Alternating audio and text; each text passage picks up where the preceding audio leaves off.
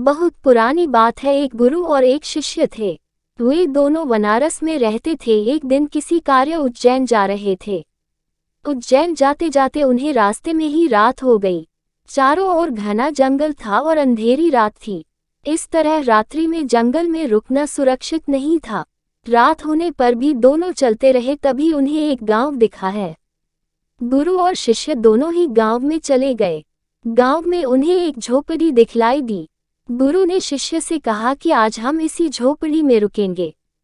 गुरु और शिष्य दोनों झोपड़ी में गए और झोपड़ी का दरवाजा खटखटाया।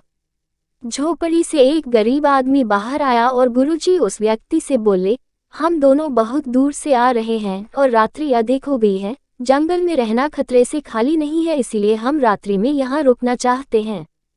वह व्यक्तिगत गरीब अवश्य था, किंतु दिल से बहुत नेक इंसान था।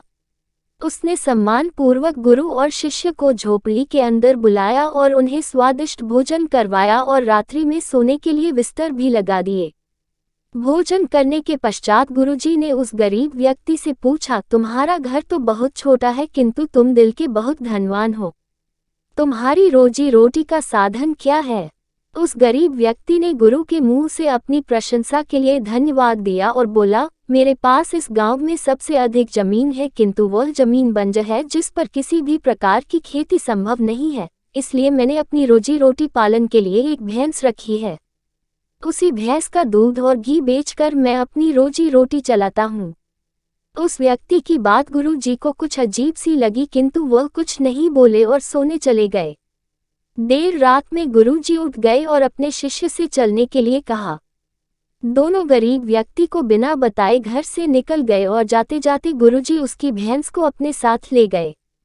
अपने गुरु का यह आचरण शिष्य को अच्छा नहीं लगा और वह बोला, गुरुजी, इस गरीब व्यक्ति के पास रोजी रोटी का यही एकमात्र साधन है। अगर हम इसे ले गए तो यह व्यक्ति अपनी रोजी रोटी कैसे चलाएगा? उद्धरण चिन्ह। अपने शिष्य की ऐसी बातें सुनकर गुरुजी मंद मंद मुस्कुराए और शिष्य से बोले, आज से ठीक 10 वर्ष पश्चात तुम इसी स्थान पर आना और इस व्यक्ति से फिर से मुलाकात करना। भोर होने के पहले ही गुरु और शिष्य भैंस लेकर उस गांव से बाहर निकल गए। धीरे धीरे कई वर्ष बीत गए। 10 वर्ष बीतने के पश्चात चेले को गुरु जी की बात याद आई कि उसे फिर से गरीब व्यक्ति के घर जाना है। शिष्य फिर से उसी गांव गया। गांव जाते ही उसने देखा कि जिस स्थान पर झोपड़ी थी ठीक उसी स्थान पर एक आलीशान मकान बना हुआ है। ये देखकर उसे बड़ा आश्चर्य हुआ। शिष्य मकान मालिक से मिलना चाहता था। जैसे ही शिष्य मकान के पास गया उसने उसी गरीब व्यक्ति को देखा, किंतु इस बार गरीब व्यक्ति बहुत अच्छे कपड़े पहने हुआ था और देखने में बहुत ही संपन्न प्रतीत हो रहा था।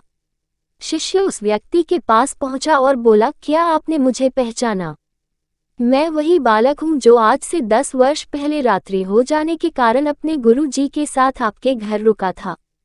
/ वह व्यक्ति झट से शिष्य की बातें सुनकर उसे पहचान गया और बोला, हाँ, मुझे बहुत अच्छे से याद है। उस रात्रि अगर आप लोग मेरी झोपड़ी में नहीं आए होते तो शायद आज भी मैं उसी दरिद्रता में जी रहा होता। उस रात आपके जाने के बाद मेरी भैंस भी कहीं चली गई थी और मेरे रोजी रोटी के लाले पड़ गए थे।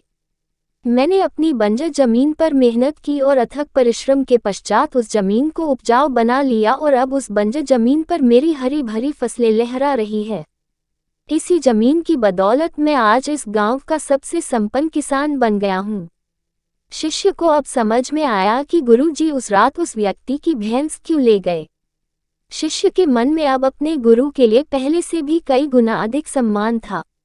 शिक्षा। गुरु और शिष्य की इस कहानी से हमें शिक्षा मिलती है कि गुरु द्वारा लिए गए निर्णय देखने में भले ही कठोर लगे, किंतु वो लोगों की भलाई के लिए ही उठाए जाते हैं। सभी भाइयों और बहनों और सभी बुजुर्गों से निवेदन है कि इसी ही कहानियों के लिए कृपया मेरे चैनल को शेयर करें और सब्सक्राइब करें। प्रणाम। जय श्री राम।